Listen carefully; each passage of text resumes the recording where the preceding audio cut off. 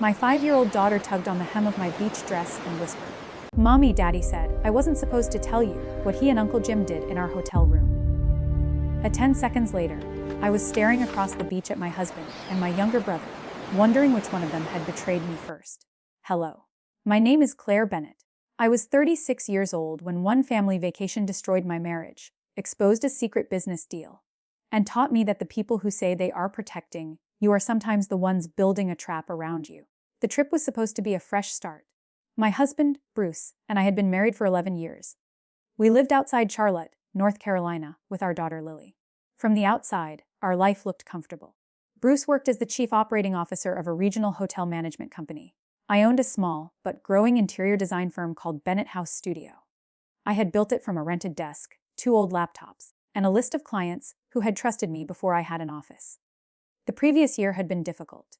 Bruce had been traveling more. He claimed his company was preparing to acquire several independent resorts along the East Coast. I had been working late because my firm had won its largest contract yet, the renovation of 3 historic hotels in Charleston. We argued about money, schedules, and who was carrying more of the family responsibilities. Nothing dramatic happened. There were no smashed plates or scream threats. Our marriage was dying in quieter ways: missed dinners, locked phones, and conversations that ended with one of us saying, "We'll talk later." Later almost never came.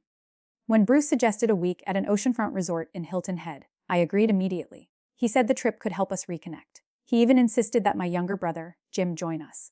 That surprised me. Jim and Bruce had never been close. Jim was funny, impulsive, and always moving from one idea to another. Bruce was controlled, ambitious, and suspicious of anyone who did not have a 5-year plan. Yet in the weeks before the trip, they suddenly began texting each other. When I asked why, Bruce said they were planning a surprise for me. I believed him. That was my first mistake. For the first 3 days, everything felt peaceful. Lily built sandcastles. Jim made her laugh by pretending tiny crabs were chasing him. Bruce held my hand during dinner and ordered the wine I liked without asking. On the 4th afternoon, Lily and I walked back from the beach while Bruce and Jim stayed near the water. They were standing apart from the other guests, speaking in low voices. That was when Lily tugged on my dress. I crouched so we were eye to eye. "You can always tell me anything," I said. "What happened in the room?" She looked over my shoulder toward Bruce. "A lady came," she whispered. My mouth went dry. "What lady?" "The pretty one with black hair. Uncle Jim gave her Daddy's blue folder. Daddy said she needed to sign the papers before you found out." I felt my heartbeat in my throat. "What papers?" Lily shrugged. "The ones about your company. Daddy said after a hotel deal, you wouldn't be able to stop them." For a moment, the beach seemed to tilt beneath me. I had expected an affair. The truth was worse. "Did Daddy say anything else?" I asked. Lily nodded. "He said you would be angry, but Uncle Jim said you would forgive him because he's family." Across the sand, Jim laughed at something Bruce said. I looked at my brother, the boy I had protected when our father drank too much, the teenager whose college deposit I had paid, the man I had hired when no one else trusted his work history. Then I looked at my husband, the man who knew every weakness in my business because I had discussed every contract with him in bed. They were not hiding an affair. They were planning something against me. I kissed Lily's forehead and told her she had done the right thing. Then I made my face calm before we reached the men. Bruce smiled. "There are my girls." I smiled back. That was the moment I began lying too. At dinner, I watched everything. Bruce placed his phone face down. Jim checked the entrance 3 times. When a dark-haired woman in a white linen dress passed our table, both men went silent. She did not look at them, but I saw her slide a room key into her purse. The number printed on the card sleeve was 8014, our room number. That night, after Lily fell asleep, Bruce went to the balcony to take a call. Jim sent him a message. The screen lit up beside me. She signed. "Transfer goes through Monday. Claire still thinks the Charleston hotels are hers." I did not touch the phone. I did not confront him. Instead, I took a photograph of the message with my own phone. Then I opened the email connected to our shared home printer. Bruce had once used it to print travel documents. He had forgotten that every document printed remotely was saved for 30 days. There were 7 recent files. One was called Asset Purchase Agreement. Another was called Bennett House Studio, Assignment of Contracts. The 3rd file made my hands shake. It was a letter bearing my signature. Only I had never signed it. According to the document, I had agreed to transfer my Charleston hotel contracts, client deposits, vendor agreements, and design plans to a new company called Coastal Heritage Interiors. The listed owners were Bruce Bennett, James Carter, my brother, and a woman named Vanessa Cole. The transfer price was $1. At the bottom of the document was a digital notarization stamp. My signature looked perfect. They had copied it. I sat on the edge of the hotel bed, listening to Bruce laugh softly on the balcony. That was the second shock. The third came when I searched Vanessa's name. She was not a lawyer or a hotel executive. She was Bruce's former fiancée. I learned about Vanessa years before our wedding. Bruce had described her as a college relationship that ended badly. He said she had cheated, moved to Atlanta, and disappeared from his life. That was another lie. Vanessa was now the founder of Cole Hospitality Partners, a private investment company that purchased struggling hotels, renovated them quickly, and sold them to larger chains. My Charleston project was valuable because the 3 historic hotels were owned by the same elderly family. The renovation contract gave my firm access to plans, cost estimates, structural reports, and vendor pricing. Anyone who controlled those documents would have an advantage in buying the properties. Bruce's hotel company had been trying to acquire them for months. I had refused to share confidential client information with him. Apparently, he had decided to steal it instead. The next morning, I told Bruce I had a migraine. "Take Lily to the children's club," I said. "Jim can go with you." Bruce touched my forehead like a concerned husband. "Are you sure? I just need sleep." The door closed behind them at 9:12 am. At 9:14, I called my attorney, Rachel Monroe. Rachel had helped me form Bennett House Studio 6 years earlier. She was calm, sharp, and allergic to emotional decisions. I emailed her the photographs and printed documents. Her first words were, "Do not confront them." Her second words were, "Change every password." Her third words were, "One may be looking at forgery, attempted theft of trade secrets, wire fraud, and conspiracy." The legal language made it real. This was not a family misunderstanding. This was a crime. Rachel contacted a digital security specialist who worked with her firm. Within an hour, he found unauthorized logins to my business cloud account from Bruce's laptop and Jim's phone. Files had been downloaded in batches for nearly 4 months. 4 months. While Bruce encouraged me to work late, he had been watching which documents mattered. While Jim apologized for being behind on rent, he had been taking money from me and feeding information to my husband. Rachel asked whether either man had access to my company bank account. Jim did. I had hired him as operations coordinator 8 months earlier. His job included paying approved vendor invoices. He could not move large amounts without my authorization, but he could create new vendors. We checked the records. 3 fake vendors had received payments totaling $86,400. The money had been sent in smaller amounts to avoid the bank's automatic review. All 3 companies were connected to a mailing address in Savannah. Vanessa owned the building. I had to press my hand over my mouth to stop myself from crying out. Rachel's voice softened. "Claire, I know this is your husband and your brother. But from this moment forward, you need to think like the owner of a company under attack." So I did. We froze my business accounts, notified the bank's fraud department, revoked Jim's access, and created a backup of every file. Rachel prepared an emergency request for a temporary restraining order to block and transfer of my contracts. Then she gave me the hardest instruction. "Act normal until we know how far this goes." At noon, Bruce returned with Lily and a tray of soup. He kissed my forehead. Jim stood behind him, smiling as if he had not stolen from me. I wanted to throw the soup in both their faces. Instead, I thanked them. That afternoon, I followed Bruce. He left the resort alone and walked to a cafe near the marina. Vanessa was waiting at an outside table. Jim arrived 5 minutes later. I sat inside a rental car across the street and recorded them through the windshield. They were too far away for me to hear every word, but I saw Vanessa pass Bruce a folder. Jim opened a bottle of champagne. Then Bruce kissed Vanessa. Not on the cheek, on the mouth. The betrayal became personal again. I watched my husband hold the woman he had once promised was gone from his life. She placed her hand against his chest. He whispered something that made her smile. Jim lifted his glass to them.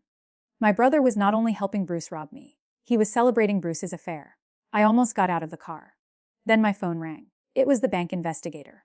He had discovered a pending wire transfer for Falalern from a line of credit opened in my company's name. The loan application carried my forged signature. The receiving account belonged to Coastal Heritage Interiors. The transfer was scheduled for Monday morning, 2 days away. If I confronted them now, they might delete evidence or disappear. So I stayed in the car. I watched Bruce kiss Vanessa again.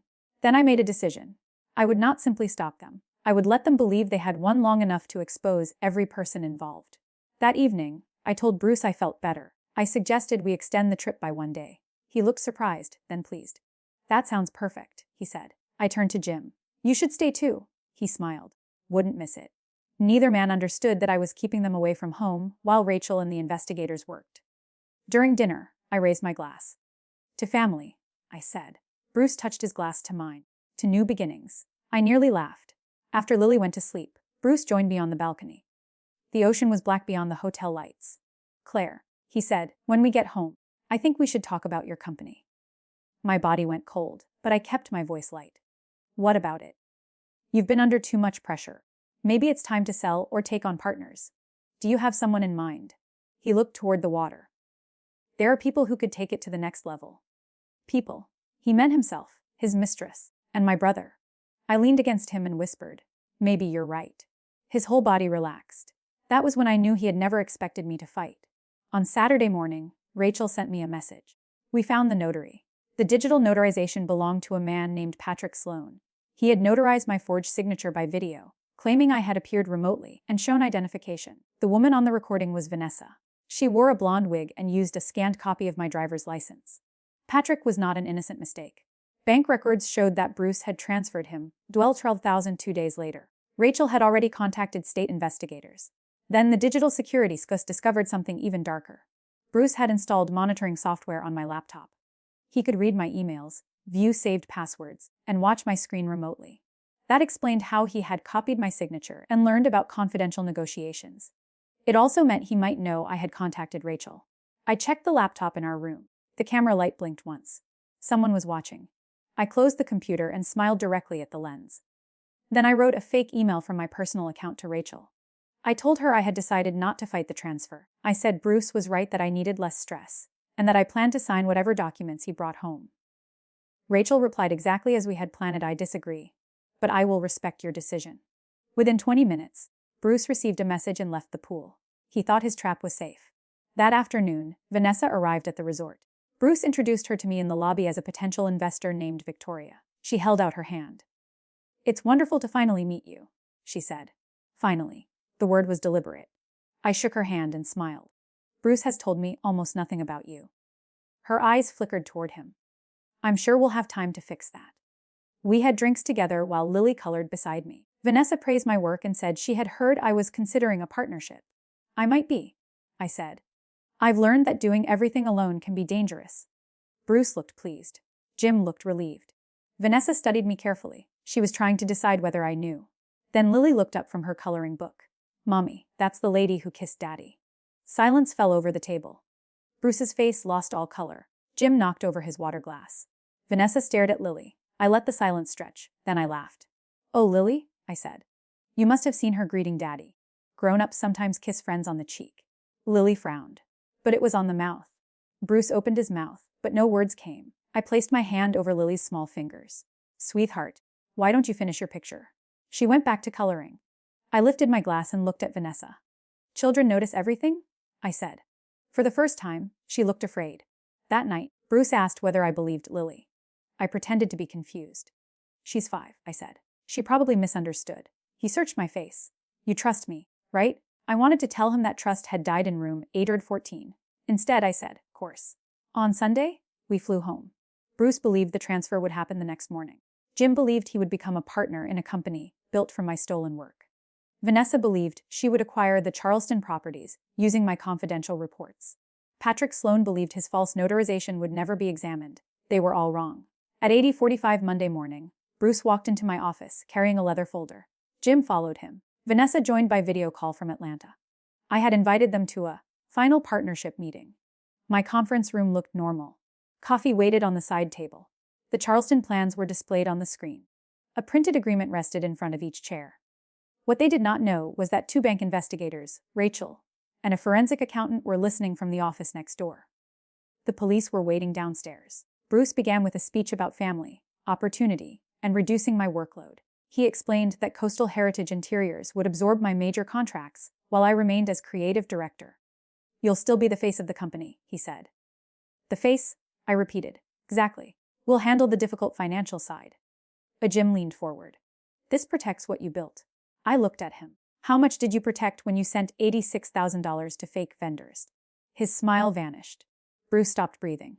On the screen, Vanessa moved closer to her camera. I opened the leather folder Bruce had brought and removed the forged transfer document. Or maybe we should discuss the $240,000 loan you opened in my name. Claire. Bruce said carefully. You're confused. No. I was confused at the beach. I was confused when our doll told me about the woman in our hotel room. I was confused when I thought my husband and brother might be planning a surprise. I placed photographs on the table, Bruce kissing Vanessa, the fake vendor records, the illegal account logins, and the notarization video. I'm not confused anymore. A Jim stood up. This isn't what it looks like? I laughed once. That sentence should be printed on the family crest. A Bruce reached for my hand. Listen to me. I did this for us. You stole my files for us? The hotel deal would have made millions. Your company was too small to handle it alone. So you forged my signature. You would have agreed eventually. That sentence ended whatever remained of our marriage. Not I thought you might agree. Not I was afraid to ask. You would have agreed eventually. In Bruce's mind, my consent was only a delay. My answer did not matter. Vanessa spoke through the screen. I had no idea the signatures were forged. I turned toward her image. Then why did you wear a wig for the notary call? She disconnected. Jim moved toward the door. Rachel opened it from the other side. 2 police officers stood behind her. Jim froze. Bruce looked at me as if I had betrayed him. How could you do this? He whispered. I stared at the man who had spent months stealing my work, my money, and my choice. I learned from you, I said. I planned quietly. The next 6 months were brutal. Bruce was charged with identity theft, conspiracy, computer crimes, and attempted wire fraud. Jim faced charges related to embezzlement and conspiracy. Patrick Sloan lost his notary commission and was charged for his role in the false verification. Vanessa claimed she had been messled, but the video, messages, and payment records told a different story. The criminal cases moved slowly, but the civil consequences came fast. The court froze Coastal Heritage Interiors accounts. The pending wire transfer was stopped. My Charleston contracts remained with Bennett House Studio. The hotel owners, once they learned what had happened, renewed their commitment to my firm and gave me permission to replace every consultant connected to Bruce's company. Bruce's employer fired him. His professional reputation collapsed within weeks. Jim called me from jail after his first arrest. I accepted the call because part of me still remembered the little boy who used to sleep outside my bedroom when our parents fought. Claire, he said, crying. Please tell them you don't want to press charges. You stole from me for 4 months. Bruce said you'd never lose anything. He said we were moving money around until the hotel sale. You created fake vendors. I needed the money. I gave you a job. You always made me feel like I owed you. I closed my eyes. There it was, the resentment behind the betrayal. I had confused rescuing Jim with helping him. Every time he failed, I had softened the consequences. He had learned that my love was a safety net he could cut apart and still expect me to hold. I did not make you betray me, I said. Please. I'm your brother. And I was your sister when you stole my company. I ended the call. Bruce was harder to escape because we shared a child. He wanted joint custody. My attorney argued that his use of Lily during secret meetings and his instruction that she hide information showed terrible judgment. The family court granted me primary custody and required supervised visits until the criminal case was resolved. The first time Lily visited him at a supervised center, she asked me whether Daddy was in trouble because she had told the secret. I knelt in front of her and held both her hands. No, I said. Daddy is facing consequences because of choices he made. You did the right thing by telling me. Even when he said not to. Especially then. Safe adults never ask children to keep secrets that make them scared or confused. That lesson became the most important thing I carried out of the disaster.